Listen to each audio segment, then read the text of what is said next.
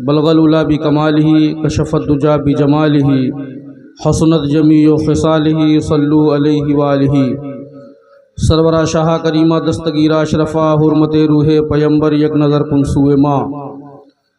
ऐ अशरफ ज़माना ज़माने मदद नुमा दरहाए बस्तराज कलीदे करम कुशा।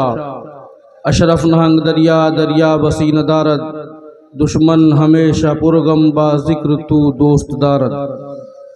दरगुलू तो के गुलामी शहे अशरफ दारम या हबीबी बतुफ़ैले शहे सिमना मददे।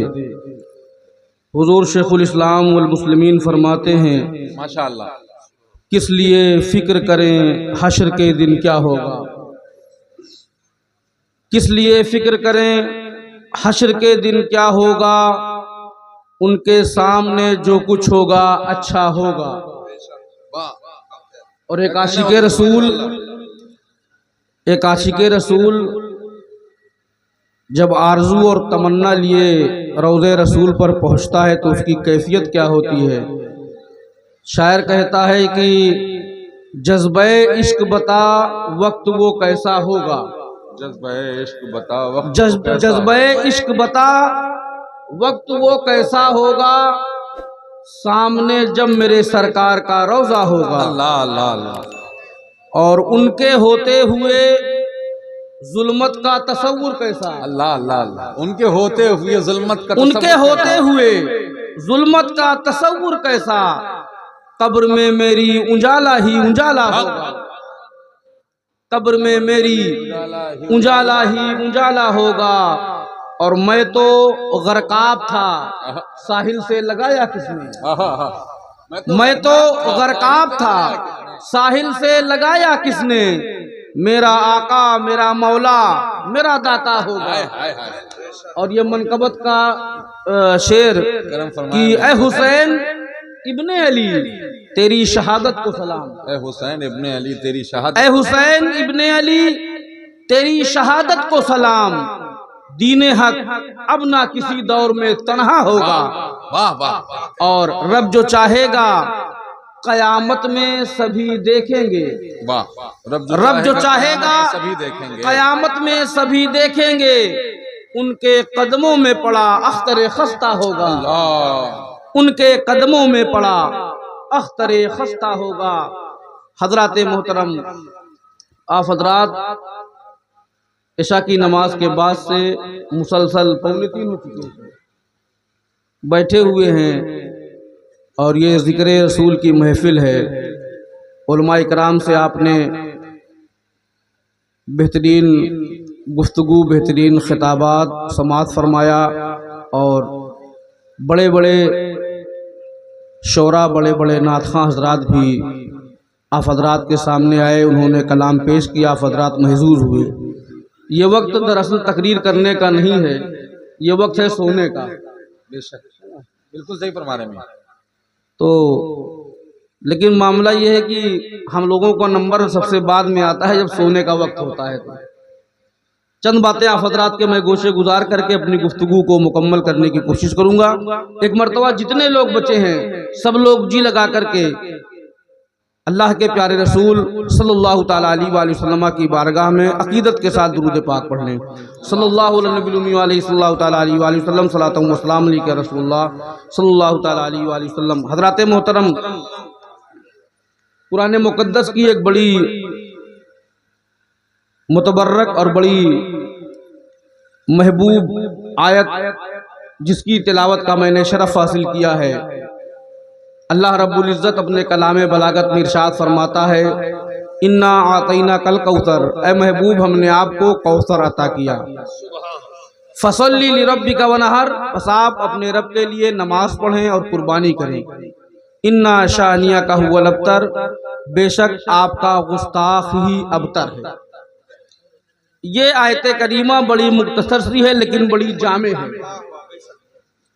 और ये नाजिल कब हुई है। हजरात गिरामी अल्लाह के प्यारे रसूल सल्लल्लाहु ताला अलैहि वसल्लम के साहबजादे हजरत कासिम का विसाल हुआ। उसके बाद हजरत अब्दुल्ला का जब विसाल हो गया तो आस बिन वाइल नाम का एक मरदूद काफिर घूम घूम करके लोगों से ये कहने लगा कि लोगों सुनो, माज़ल्लाह मोहम्मद अरबी अबतर हो चुके हैं। अरबी में अबतर उन्हें कहा जाता था जिनकी नेरीना औलाद का इंतकाल हो जाए, तो वो मजाक उड़ाते थे और ये बात कहते थे कि प्यारे नबी अब जो दीन लेकर के आए हैं, अब इस दीन की तरवीज व इशात नबी के विसाल के बाद नहीं होने पाएगी, क्योंकि आपकी नस्ल खत्म हो गई है, आपकी नस्ल अब मुनक़ते हो गई है। लेकिन जब प्यारे आका को ये बात पहुंची तो आप बड़े गमगीन हुए, बड़े रंजीदा हुए। अल्लाह रब्बुल इज्जत ने जिब्रील अमीन को फौरन भेजा और कहा जाओ मेरे महबूब को ये खुशखबरी सुना दो, इन्ना आतैना कल कौसर, बेशक आपके रब ने आपको कौसर अता कर दिया, आपके रब ने आपको कौसर अता किया है। लफ्ज़े कौसर की तफसीर तमाम मुफस्सिरीन ने अलग अलग तरीके से की है। किसी ने कहा कौसर से मुराद हौज़े कौसर है, किसी ने कहा कौसर से मुराद जन्नत है, किसी ने मुराद लिया कौसर से मुराद कसरते औलाद है। लेकिन हजरत अब्दुल्ला इब्न अब्बास रज़ी अल्लाह ताला अन्हु बयान फरमाते हैं कि कौसर से मुराद खैर कसीर है, खैर कसीर है। दुनिया में जितनी नेकी है, दुनिया में जितनी भलाई है, अल्लाह ने तमाम भलाई अपने महबूब को अता कर दिया, अपने महबूब को तमाम भलाई दे दिया है। और जो लोग ये कहते थे कि नबी की नस्ल खत्म हो गई है, अब नबी सल्लल्लाहु ताला अलैहि वसल्लम को रंजीदा होने की जरूरत नहीं है। अल्लाह तबारक व ताला ने नबी की नस्लों में ऐसी बरकतें नाजिल फरमा दी है, ऐसी रहमतें नाजिल फरमा दी है कि जिन लोगों ने कहा उनकी नस्ल तो खत्म हो गई, लेकिन नबी की नस्ल 1400 साल का वक्फा गुजर चुका है, आज भी मौजूद है और सुबह कयामत तक मौजूद रहेगी। सुबह कयामत तक नबी की नस्ल मौजूद रहेगी। और आपको आखिरी बात बता दूं कि आखिरी इमाम जो आने वाले होंगे, जो कुर्बे कयामत जाहिर होंगे, जिनका नाम हजरते इमाम महदी रज़ी अल्लाह ताला अन्हु है, वो भी कहीं और नहीं बल्कि नबी की नस्ल में तशरीफ लाएंगे, नबी की नस्ल में आएंगे।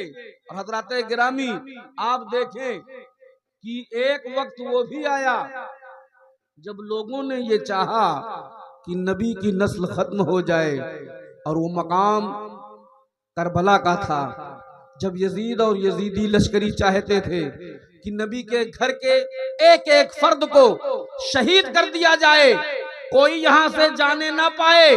लेकिन अल्लाह तबारक व ताला को ये मंजूर था, एक औलाद वहां बच गई, हजरत ज़ैनुल आबिदीन आबिदे बीमार बच गए, और अल्लाह ने उन्हीं की नस्लों में ये बरकतें नाजिल फरमाई, ये रहमतें नाजिल फरमाई कि दुनिया के किसी गोशे में चले जाएं, किसी खित्ते में चले जाएं, किसी इलाके में चले जाएं, किसी सूबे में चले जाएं, जहां जाएंगे आप वहां पर आपको नबी की आल मिलेगी, नबी की औलाद मिलेगी। हिंदुस्तान में आप आएंगे, चले जाएंगे अजमेर, नबी की आल मौजूद है, दिल्ली चले जाएं, नबी की आल मौजूद है, कलियर चले जाएं, नबी की आल मौजूद है, किछौछा चले जाएं, नबी की आल मौजूद है, देवा चले जाएं, नबी की आल मौजूद है, बहराइच चले जाएं, नबी की आल मौजूद है।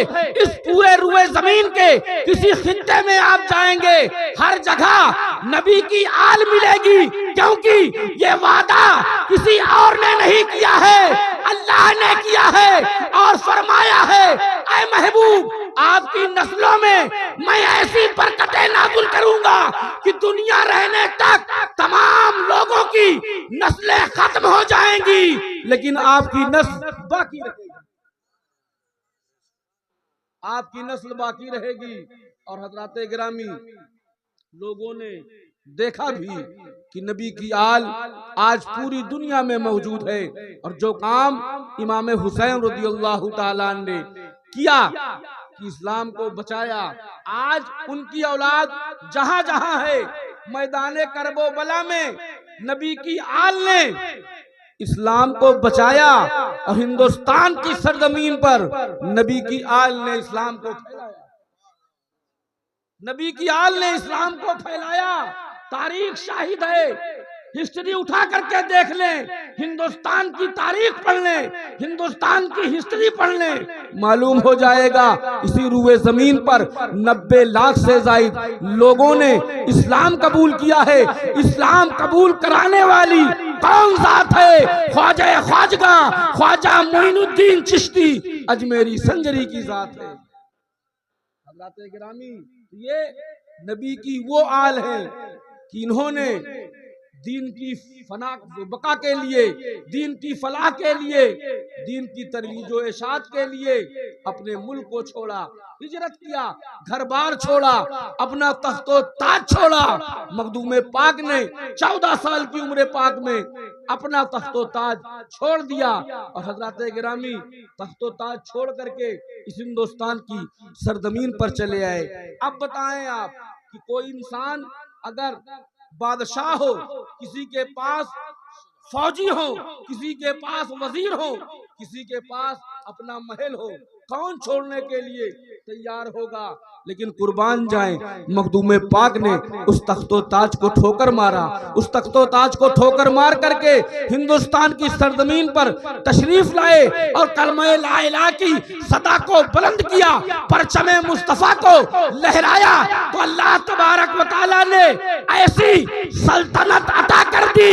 वो सल्तनत 100 साल रहती, 200 साल रहती, 500 साल रहती, लेकिन अल्लाह ने मखदूम पाक को वो सल्तनत अता कर दी है। जब तक दुनिया रहेगी मखदूम पाक की सल्तनत बरकरार रहेगी।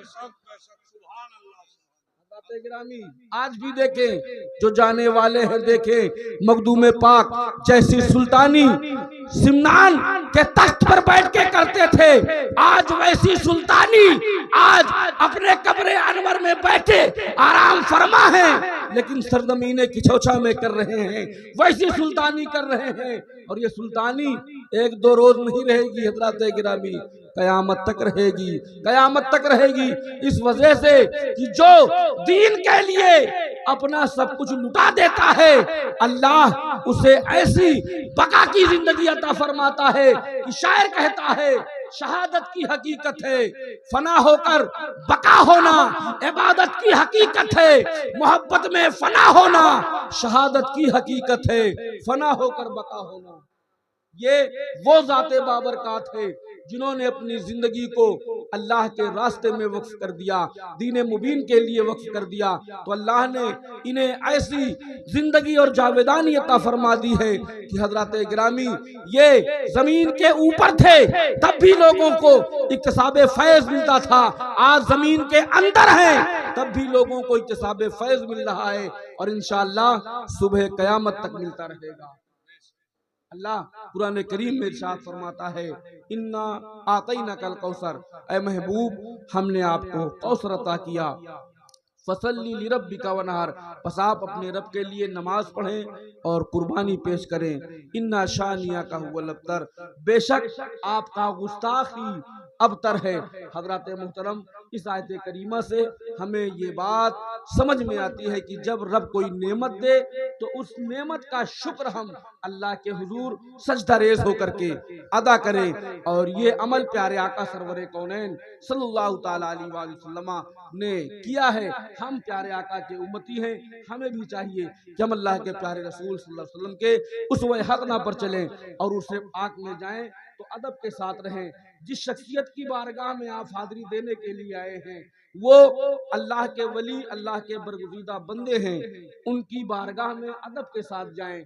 इस वजह से कि ये वो बारगाहें होती हैं जहां पर अगर कोई इंसान बेअदबी करता है तो हज़रात गिरामी उसे कुछ नहीं मिलता है, बल्कि वो अपना ही नुकसान करता है।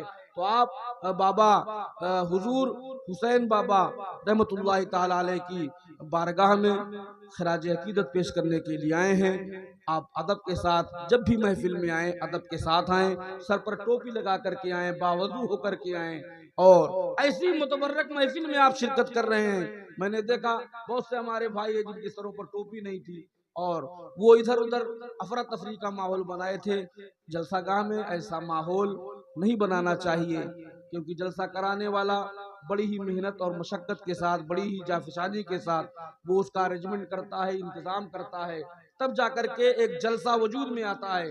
हम आप तो सिर्फ सुनने के लिए आते हैं, लेकिन महीनों से कोशिश करनी पड़ती है, लोगों से राब्ता करना पड़ता है, उलमा से राब्ता करना पड़ता है, सब इंतजाम करना पड़ता है, तब जाकर के एक जलसा वजूद में आता है। हमारी ये जिम्मेदारी है कि हम अगर ताउन नहीं कर सकते हैं, सुनने आए हैं, तो सुकून के साथ, अदब के साथ बैठ करके सुने और अफरा तफरी का माहौल ना बनाए। ये मिलादे मुस्तफ़ा है। मेला तो दिन में था, बदरात ने घूम लिया, लेकिन जब रात में महफिल में बैठे तो अदब के साथ बैठे, इस वजह से ये वो महफिल है, ये वो महफिल है, उस जात की महफिल है हजरात गिरामी, जहाँ हल्का सा जो है, हल्की सी बेदबी हमारे नामा अमाल को खराब कर सकती है। ये चंद बातें थी, मैंने आप हजरात के सामने बयान की। रब कदीर की बारगाह में दुआ है अल्लाह तबारक व तआला हम तमामी लोगों की हाजिरी को अपनी बारगाह में कबूल व मकबूल फरमाए, और अल्लाह तबारक व तआला हम तमामी लोगों को इस्तिकामत दीन अता फरमाए।